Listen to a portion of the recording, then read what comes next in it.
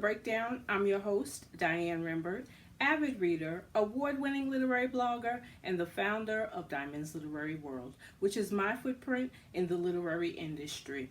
It is a snowy day in New Jersey, which has been quite the case, I want to say, for the last week or so, maybe a little more. But anyway, prayers go out to Texas and Oklahoma for the weather conditions. I'll just say that we just have to pray for our country. We have to pray for our leaders. With that being said, you guys know a snow day is the perfect day to grab a warm beverage, a good book, and a nice warm blanket. And that's what I've been doing. I've been trying to catch up on some reading, and I wanted to talk to you about book 3 of a series that is very apropos for Black History Month. We know that Black History Month year begins January 1st and ends December 31st of every year. But because they acknowledge us in February, we're going to go ahead and celebrate us, although I do it all year, every day. With that being said, let's get into book 3 of the Black series, Emancipating James. Now, if you follow me, you know that I absolutely love this Black series. Book 1 is about Nat Hope Turner, who is the son of Nat Turner. And you'll have to read the book to find out how that comes into play. And book 2 is about Albert, who just happens to be visiting me in mug form. Shout out to, oh gosh, the young lady who created this mug. As you see, it says Albert, book 2, the Black series, book 2. The back has my girl Joan Vassar on there. I do not, just so you know, I don't use the mug to drink out of. I mean, I have to keep Albert close to my heart. Therefore, we have landed still in Fort Independence, but in book 3, Emancipating James. Now, if you've read Emancipating James, then this hoodie will be very familiar to you. It is entitled Pantaloons and Chill. You'll have to read the books to find out why, but just know that shout out to Alexandria House, who is always talking about, taking these trips to Fort Independence, which is a made-up city in Canada. And it's a free land where Black has taken his family and they've set up in Fort Independence. So whenever we need a break, we always say we're going to Fort Independence, where the ladies wear their pantaloons and they chill. So book 3, again, Emancipating James, yet another brother. And I was informed by the author. I thought that James was a younger brother, but in actuality, I believe he's the middle brother. I believe Albert may be the oldest, but Black is actually the younger brother.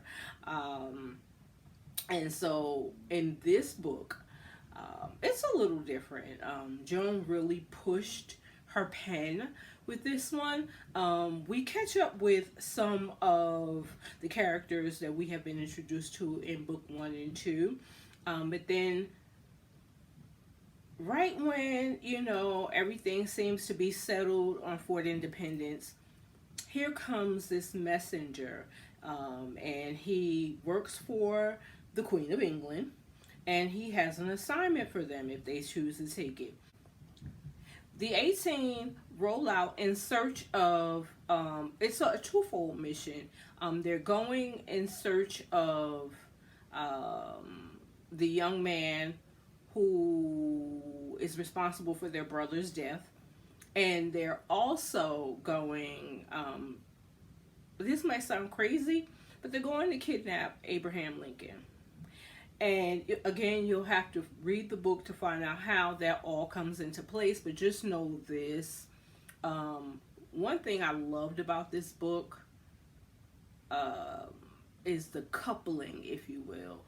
So the couples who were already, married, you catch up with them, but then you see some other people um, become a union, if you will, prior to the mission, because the mission is very dangerous. Again, you're going to kidnap the president, but for his safety. There's a reason behind this mission, but again, you'll have to read the book to find out what's going on with the 18.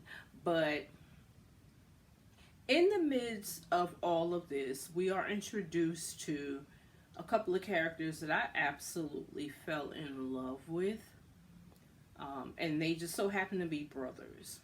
One is EJ, who is the plantation owner, and his brother Jeremiah, aka the Black Cracker. Now, the Black Cracker is the character that you love to hate, because he is an overseer over his own people. But there's a reason why. Remember, I said that EJ and Jeremiah are brothers, which means that Jeremiah's father it was the previous plantation owner who was killed. So I hate any reader that I have spoken to. We hate that we love Jeremiah so much. Like, I couldn't even call him Jeremiah. Like, he will forever be embedded in my brain as the Black Cracker. But what we saw in him was the struggle of being his father's son, and yet the struggle of being a black man, living in this world. And Jeremiah finds love in ways that we've probably seen before. EJ as well, these hardened men who are softened by love. And I absolutely love that aspect of it. I also learned a couple of things. Now I'm going to just come straight out and tell you guys. I started reading this book prior to getting on a plane. So enthralled was I with this book and these characters, I'm on the plane texting Joan. And then I happened to look up when I realized what I was doing. She's not going to get your text, dummy, if you're in the air. But that's how much this book moved me. And it took me a little longer than a book normally takes me. Like, a book normally takes me a couple of days. I believe this book took me about a week. And that's because I could not stop writing my quotes. If you follow me on Diamond's Literary World, you will see my quotes of the day. Several of them have come out of this book. Well, I've got a lot from this series, but several have come out of Emancipating James, because with Joan, it's something about her words. And if you know me, you know it's words for me. I am so moved by words. And so I told her, like, I was like, I'll probably, it's taking me so much longer because I'm stopping like every couple of pages and I'm writing a quote. That's how fluid her writing style is. That's how fluid her words are. And it just did something to me. But again, these characters, book one, I was in love with Black. Everybody was in love with Black. Book two, fell in love with Elbert. So much so, Elbert will forever be a part of me. Okay, that man is going nowhere. Book three, the Black Cracker. Like, the Black Cracker. That was it for me. Now, enough about him. Let me move on to EJ. EJ, another man who was struggling within himself. This is a white man, okay, who has a half black brother. He is he loves his brother, and his brother loves him. They, so much so, they depend on one another for support. They depend, like, they're each other's shoulder to lean on when it comes to family matters. And they both want to avenge their father's death. So you see a relationship there that is unique, that you didn't see slave owner and slave. You saw brother and brother. Like, it was well understood amongst everybody. You do not mess with Jeremiah. You do not mess with Jeremiah's woman. All of that was just, it was off. Okay? And so I think if I would choose a theme for this book, or a sub theme, it would definitely have to be relationships, because you saw the relationships between the men and their women before they left for independence. You saw the relationships that developed on this mission, and you also saw the relationships that took place on said plantation. Okay, and then you see how it all comes together.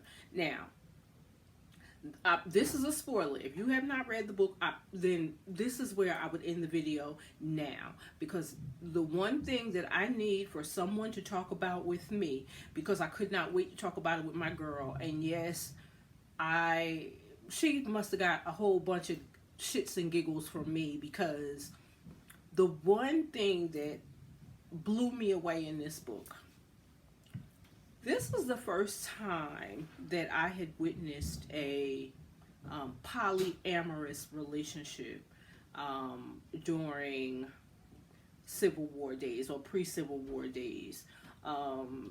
And again, my girl, doing the research that she does, she educated me on the fact that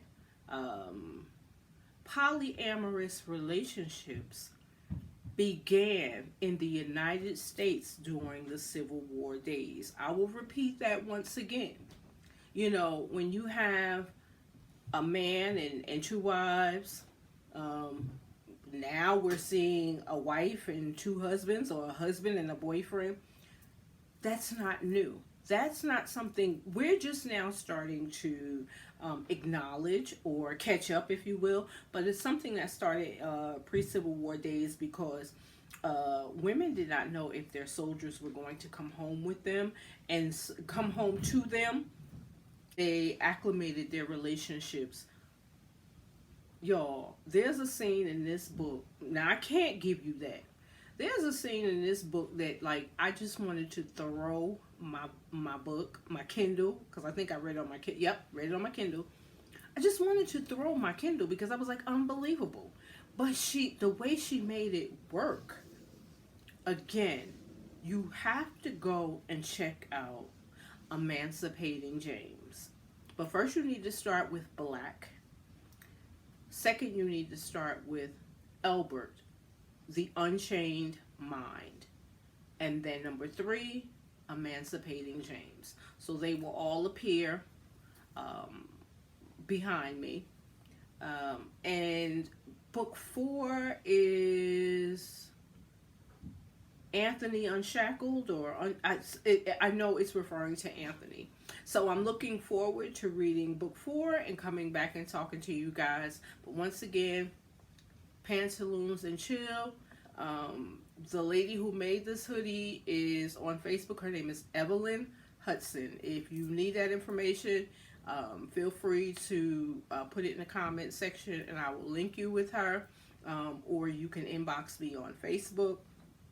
I will get you connected. And I mean, I put in my order. She had it out the next day. So she's got them ready, ladies. Pantaloons and Chill. If you've read this book, please get in my comment section. Let's talk about it. I need to hear your thoughts on this book. Until next time, happy reading and be blessed.